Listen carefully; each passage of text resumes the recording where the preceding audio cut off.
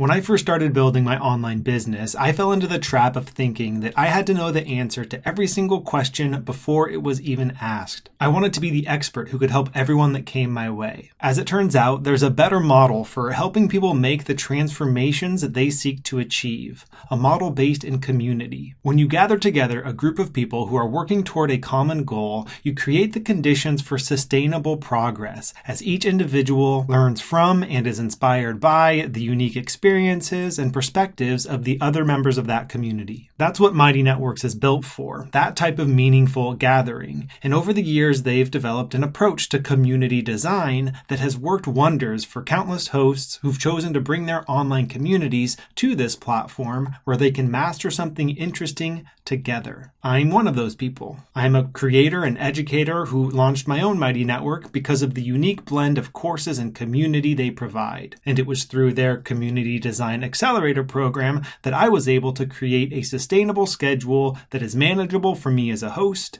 and leads to real results for my members. I say sustainable because it's not about doing more work. It's about identifying the deep roots of a common why and a light structure of community activities. That's the combo that will accelerate your community in whatever direction you point it. Since the skill that I teach happens to be visual note-taking, the Mighty Networks team asked me to sketch out some of the biggest takeaways that I and thousands of others have learned from their Community Design Accelerator program. The principles that we're now applying to our online communities to help them thrive. While you no doubt are good at what you do and can provide plenty of individual support for the folks you work with, I think you'll be surprised at how quickly transformation can take place when you open up space for your community members to learn from each other. It's the quickest way I've seen to identify the most meaningful questions around whatever it is that you're mastering and then answer them together. Here's how. It starts with your big purpose. This is the motivation for your community, the reason that it exists, and it has 3 components. The first is the who. Who is it that you'd like to gather together? How would you describe your ideal member,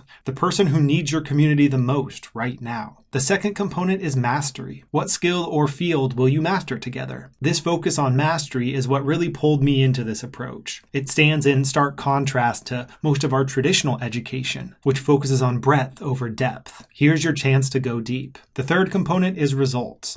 What are the tangible outcomes that your members can expect to achieve by being a part of your community? Results that they can't get anywhere else, at least not without paying an arm and a leg. Keep in mind how rare it is to have a supportive community around a common interest, and don't underestimate the results that can flow from that environment. All 3 of those components come together into one powerful sentence, your big purpose. We bring together who? To master what skill or field, so that we can achieve these 3 results. Here's an example from my Mighty Network called Verbal to Visual. We bring together lifelong learners and makers to master the skill of sketchnoting, another word for visual note-taking, so that we can learn new concepts deeply, solve complex problems efficiently and effectively, and tell stories in a memorable and impactful way. Who will you bring together? What skill or field will you master?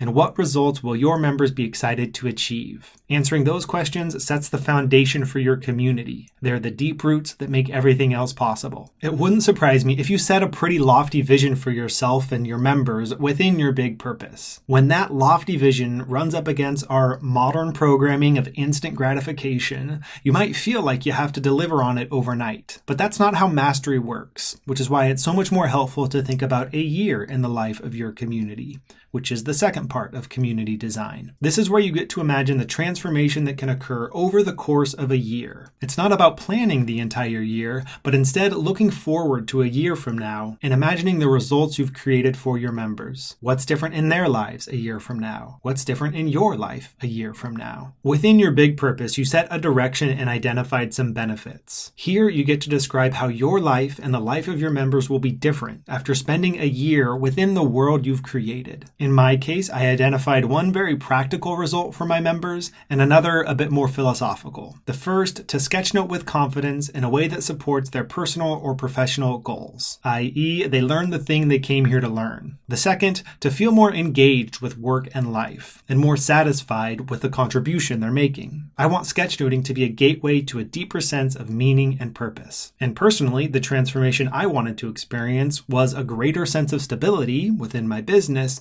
as well as a deeper connection to the folks I hope to serve with my work. What are the practical and perhaps philosophical transformations that your members will achieve over the course of a year? And what sort of transformations would you as a host like to see for yourself? No matter what those year-long transformations look like, it's a well-designed community that can deliver them. That's where part 3 comes in. It's within your community design plan that you identify the regular activities that your community members will engage in that will slowly but steadily move them toward that year-long vision. That plan includes monthly themes and a weekly calendar. The theme you choose each month provides some focus to the conversations that take place within your community, and the weekly calendar creates the particular space and the specific prompts that will spark those conversations in the form of a simple post or a live event. In the realm of posts, the Mighty Network platform makes it easy to elicit stories and spark debate with questions, multiple choice polls, percentage polls, and hot-cold polls. As the host, you get to identify the questions and polls that strike a chord with your community members and get folks thinking deeply about the skill or field you're mastering. You're always welcome to add your 2 cents within the comments of those posts, but I think you'll find that the real value comes from your members sharing their own stories as they have conversations with each other. This is where you get to put your expert badge to the side and simply allow for your members to share their wisdom. That's what I do with what I call Monday Momentum posts. I alternate between the question format, where I pose a short sketchnoting prompt like, how would you sketchnote the concept transition? And the poll format to see where folks land with questions like, what's the ideal percentage of imagery compared to words within your sketchnotes? In addition to helping your community members clarify their thoughts on important topics, those polls and questions are a form of customer research that can help you shape future community activities and resources. While those types of prompts allow for all of your members to hop in and contribute whenever it's convenient for them, you might also build some live gatherings into the mix. You can go live right from your Mighty Network using their own built-in feature, or by integrating with something like Zoom. I go live for the Wednesday workshops that I host. Each week I identify a topic or question related to sketchnoting, like building your visual vocabulary, and we spend 90 minutes working on that thing together, with a bit of light prep from me, but a lot of community-driven exploration. Having regular weekly events like that give your members a reason to come back and contribute. In the process, they're supporting both their own development as well as the development of other community members who will see and be inspired by their work and their thoughts. With this approach of a monthly theme and a weekly calendar, you move away from the mentality of posting 10 times a day like you're encouraged to do on social media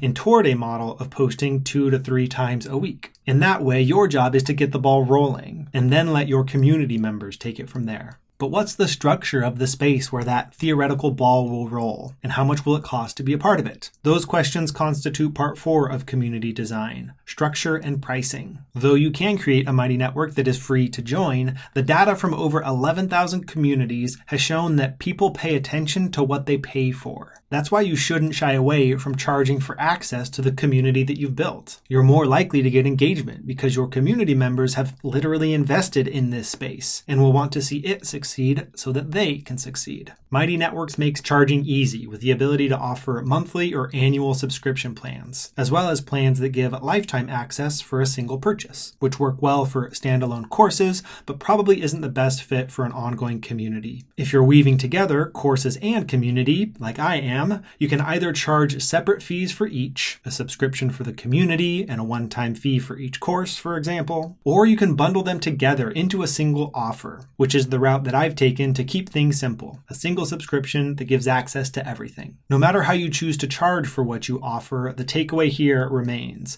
People pay attention to what they pay for. And the fact that 77% of Mighty Networks that offer subscriptions sell subscriptions should alleviate any worries you have about charging. So long as the components of your community design plan, those monthly themes in your weekly calendar, help your members take regular steps toward the big purpose of your community, they're likely to stick around month after month. Now that you know you can, and arguably should, charge for your community, let's talk about how to get it off the ground. The 5th and final part of community design is launching and growing your community.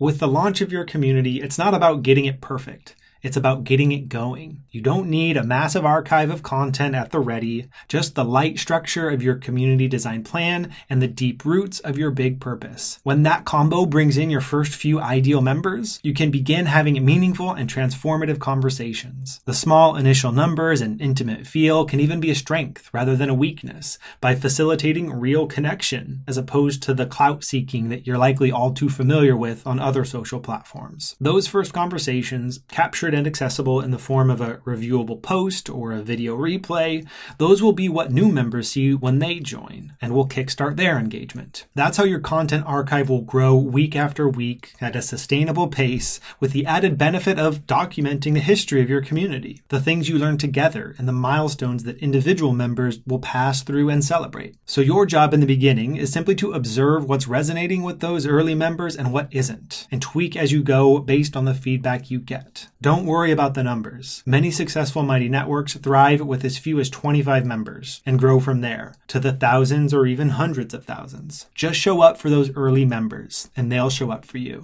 Mighty Networks has been teaching community design since 2019, and they refine it every year. I took part in the program in March of 2020, and even though it already felt quite polished, I saw the instructors continue to tweak the material and add resources based on the feedback of participants, as well as the new insights gained from the growing number of hosts and communities that are thriving on the platform. In the year and a half that I've hosted my community here, I've also done plenty of tweaking, adjusting my weekly calendar, and even the pricing model, as I home in on the best fit for me and my community. What hasn't changed over that span of time is the deeper connection that I feel with my community members and course participants compared to my old DIY setup on WordPress, which was more hassle than it was worth. And the thing that I never get tired of is pulling up the activity feed on the homepage of my Mighty Network and seeing not just the latest sketchnoting work that's been shared, but the supportive conversations that take place in the comments. How many people can say that about Facebook or any other platform for that matter? Those platforms aren't built with community design in mind. Mighty Networks is, and their Community Design Accelerator program will teach you how to use it. Go check out community.mightynetworks.com to see this framework in action and learn what's happening with the latest version of the Community Design Accelerator program. You've now heard about the key principles,